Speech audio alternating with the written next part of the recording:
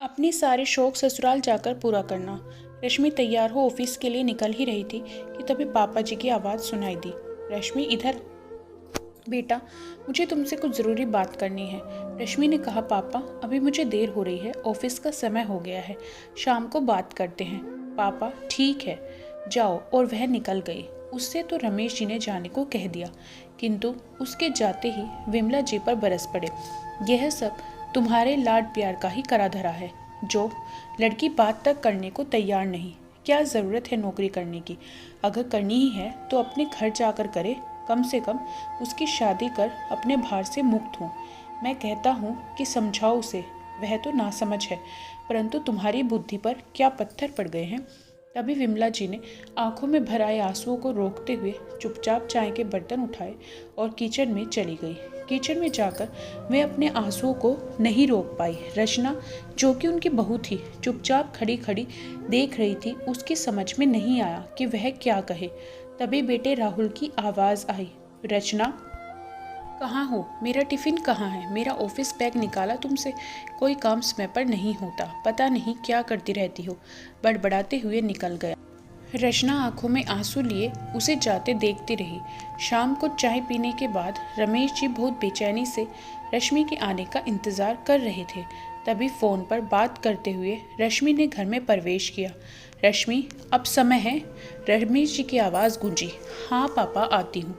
विमला जी बोली, थकी हुई आई है, पहले उसे कुछ चाय पानी तो कर लेने दो। लगभग चीखते हुए रमेश जी बोले, तुम चुप रहो। तभी उनकी आवाज़ सुनकर रश्मि अपने कमरे से निकलकर आई और उनके पास बैठते हुए बोली, हाँ पापा, पूछिए, क्या पूछना है आपको मुझसे? ध्यान से सुनो, और मुझे तुम्हारी सहमति ही चाहिए। मैं ना नहीं सुनना चाहता। मैंने कल राघव और उसके माता पिता को बुलाया है। वे कल तुम्हें देखने आ रहे हैं। हर हालत में यह रिश्ता करना चाहता हूँ, क्योंकि परिवार और लड़का मुझे उपयुक्त लगे, और मैं तुमसे केवल हाँ ही सुनना चाहता हूँ, ताकि शादी कर अपनी जिम्मेदारी से मुक्त हो जाऊँ। रश्मि बोली, पापा, जब सारा निर्णय आप ले चुके हैं तो फिर मेरे से क्या पूछना है? आपने तो मुझे बोलने का हक भी नहीं दिया कि मैं अपने जीवन के इतने अहम फैसले के बारे में सोच भी सकूं। पापा, क्या तुम इतनी बड़ी और समझदार हो गई हो कि मेरे जीवन का अनुभव तुम्हारे सामने बेकार है? नहीं पापा, मैं ये नहीं कह रही, किंतु मुझे भी अपनी बात रखने का आप मौका तो दे। राहुल भी ऑफिस से आ गया और वह भी वहीं बैठ गया। रचना सबके लिए चाय बनाकर वहीं ले आई और बहू एक तरफ खड़ी हो गई, क्योंकि ससुर सामने के सामने उसे बैठने की अनुमति नहीं थी। रश्मि ने बातों का सिरा पकड़ते हुए बात शुरू की। पापा, मैं बस इतना कहना चाहती हूँ कि मैं अभी शादी नहीं करना चाहती, कारण मेरे भी अपने कुछ अरमान हैं, इच्छाएं हैं, जिन्हें मैं पूरा करना चाहती हूँ। मैं अपने पैरों पर खड़ी होकर आत्मनिर्भर बनना चाहती हूँ, ताकि कोई मुझे ये ना सुना पाए कि तुम्हें खाना कपड़ा देता हूँ, सिर पर छत मेरे कारण है। पापा, तू ये कैसी बातें कर रही है? अपने शौक अरमान सब जाकर अपने पति के घर पूरे करना, यदि पति और सासुर अनुमति दे तो, और यदि उन्होंने अनुमति नहीं दी तो कब और कैसे करूँगी? ये सब फिजूल की बातें हैं।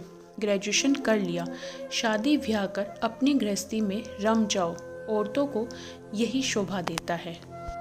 हाँ, यही शोभा देता है कि जीवन भर अपनी स्वतंत्रता दूसरों की इच्छा पर गिरवी रख दो, और फिर वे जैसा नाच नचाए नाचो। हर बात के लिए ताने उल्हाने सुनो, और यदि तकलीफ में रोने का मन करे तो उसकी भी आज़ादी नहीं। घुट घुट कर सास ससुर पति बच्चों की तीमारदारी में अपने अस्तित्व को ही भुला दो। क्या तेरी माँ नहीं है? उसे क्या कमी है? खाना कपड़ा मकान क्या नहीं मिला उसे?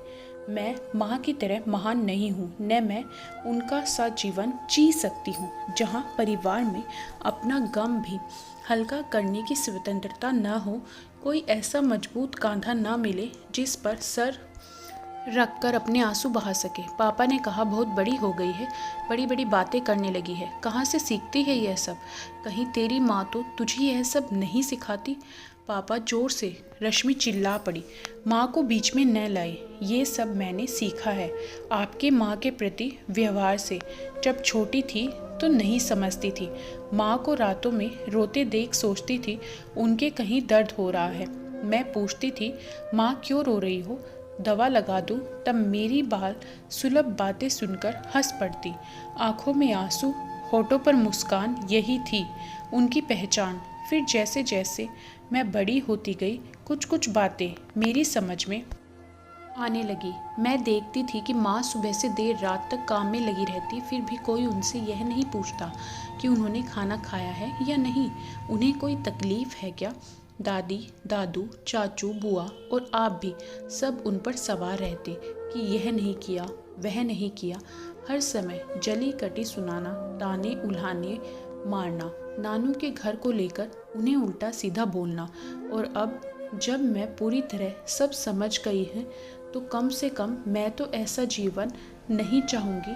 आपने कब एक अच्छा पति बन माँ का साथ निभाया, अपने माता पिता भाई बहन के कहे अनुसार ही आपने भी तो उन्हें अपमानित किया। अपना घर, माता पिता, भाई बहन सबको छोड़ आपका हाथ पकड़ आपके भरोसे वह इस घर में आई थी। क्या सपोर्ट दिया आपने माँ को?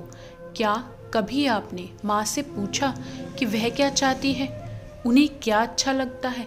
खाने की स्वतंत्रता नहीं, पहनने की नहीं, कहीं आने जाने की नहीं, सिर्फ सबकी इच्छा अनुसार लट्टू सी घूमती रही। उनका अपना अस्तित्व ही खत्म हो गया। वह केवल मिसेज रमेश, किसी की बहू, किसी की भाभी और अपने बच्चों की माँ थी। वो खुद कौन थी, क्या थी, पता नहीं। अब पापा कुछ संपत स्वर में बोले, तू कब से इतना सब सोच रही है? मैंने जब से होश संभाला है माँ को रोते ही देखा है। याद है आपको, एक बार जब नानी की तबीयत खराब थी तब आपने उन्हें यह कहकर मेरी माँ की भी तबीयत ठीक नहीं है, चुपचाप उनकी सेवा करो, मायके जाने का भूलकर भी नाम नहीं लेना। माँ कितना रोई थी, कितना गिड़गिड़ाई थी कि एक बार मुझे मेरी माँ से मिला दो, किंतु आपने नहीं जाने दिया। चौथे दिन नानी माँ से मिले बिना ही स्वर्ग सिधार गई। क्या यह अन्याय नहीं था? वे पत्नी हैं, आपकी बंधुआ, मजदूर नहीं जो उनके जाने से काम की परेशानी होगी। इस कारण वो अपनों से भी नहीं मिल सकती। मुझे याद है माँ नानी का फोटो देख देख कर चुपके चुपके रोती रहती थी। कोई उन्हें सांत्वना भी देने वाला नहीं था इस घर में। पापा, सब कुछ मैंने देखा है। आपको याद नहीं होगा कि एक बार जब चाचू अपने परिवार के साथ आए थे तो आप कितनी चीज़ें बाजार से लाए थे, माँ से कैसे उनकी खातिरदारी करवाई थी। घंटों भी रसोई में न जाने क्या क्या बनाती रहती थी। बुआ के आने पर दादी माँ को कितना सुनाती थी, नंद आई है, ये बना वो कर। माँ चुपचाप करती रहती, किंतु आज तक कभी मेरी मौसी अपनी बहन से मिलने नहीं आ सकी। मुझे याद है एक बार जब मामा आए थे, मैं कितना कुछ लेकर आए थे पूरे परिवार के लिए, कपड़े, माँ के लिए अंगूठी, फल, मिठाई। फिर भी आपने उनसे सीधे मुंह बात नहीं की। क्यों पापा, क्या मैं गलत कह रही हूँ? बताइए, क्या ये सब माँ को बुरा नहीं लगता होगा? कल की मेरी ससुराल में आपका और भैया का कोई ऐसे अपमान करे तो क्या मैं सहन कर पाऊंगी? पापा, आपके माँ के प्रतिहार ने ही मुझे यह सब सिखा दिया। आपके व्यवहार की जो छाप मेरे बालपन पर पड़ी है वह इतनी पक्की है कि ससुराल से, शादी से और पति नाम के जीव से ही मुझे डर लगता है। इसलिए मैं शादी न करके स्वतंत्र रहना चाहती हूँ।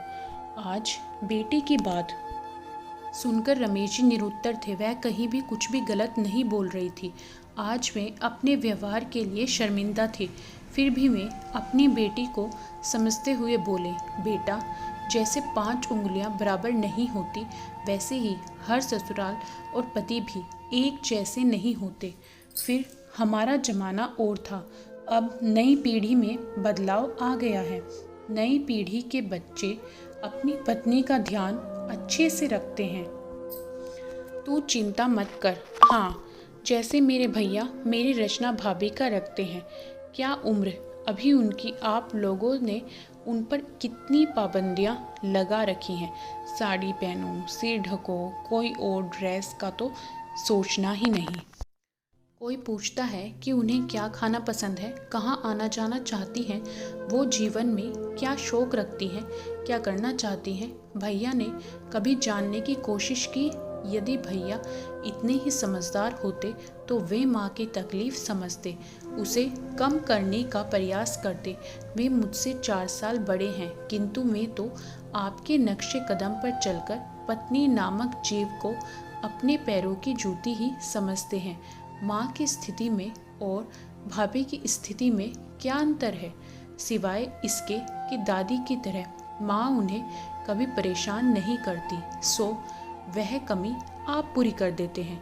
माँ के साथ की सिम्मी आंटी, सोना आंटी और भी वे सब कितना खुश रहती हैं। वह तो आपके ज़माने के हैं। अब भैया के शर्मिंदा होने की बारी थी। बाप बेटे अपने व्यवहार के कारण बगले झाँक रहे थे, शब्द उनके मुंह से नहीं फट रहे थे। आज बेटी ने उन्हें सच का आईना जो दिखा दिया था।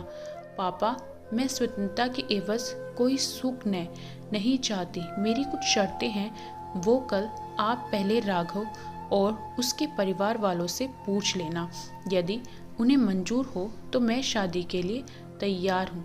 मैं अपनी इच्छा, अपने अरमान पूरे करूँगी, नौकरी करूँगी। मुझे मेरे मायके में नाम पर न तो कोई उल्हाना देगा और न आप लोगों से मिलने से कोई रोकेगा। जब इच्छा होगी मैं आप लोगों से मिलूंगी। मेरे मायके वालों का परिवार में उतना ही सम्मान होगा जितना उसके परिवार वालों का। मेरे पहनने, खाने, आने जाने पर कोई रोक टोक नहीं होगी। जैसे मैं रहना चाहूँगी रहूँगी। यदि उन्हें ये सब मंजूर है तो ही बात आगे बढ़ेगी, नहीं तो मैं जीवन में उस सुपात्र का इंतज़ार करूँगी जो मुझे और मेरी भावनाओं को समझेगा, मेरा साथ कदम कदम पर देगा, जो मुझे केवल अवैतनिक कर्मचारी 24 घंटे 365 दिन की न समझ वास्तव में मेरे सुख दुख का साथी होगा। मेरा पति होने के साथ साथ वह मेरा दोस्त भी होगा, जिससे मैं बिना डरे बिना झिझके अपने मन की बात कर सकूं। जब मुझे ऐसा साथी मिलेगा तब मैं आपकी अनुमति से उससे शादी कर लूँगी। आप मेरी चिंता छोड़ दें। पापा और भाई अपनी करनी पर सिर झुकाए निरुत्तर थे और रश्मि उठकर अपने कमरे में चली गई। दूसरे दिन से रश्मि को घर में पापा और भैया के व्यवहार में बदलाव नजर आया। विमला जी को अपनी बेटी पर गर्व था। उनकी बेटी को उनकी तरह घुट घुट कर जिंदगी नहीं गुजारनी पड़ेगी। दोस्तों, कैसी लगी आपको ये कहानी कमेंट करके ज़रूर बताएं। वीडियो को लाइक करें, शेयर ज़रूर करें। चैनल पर नए हो तो सब्सक्राइब करना ना भूलें।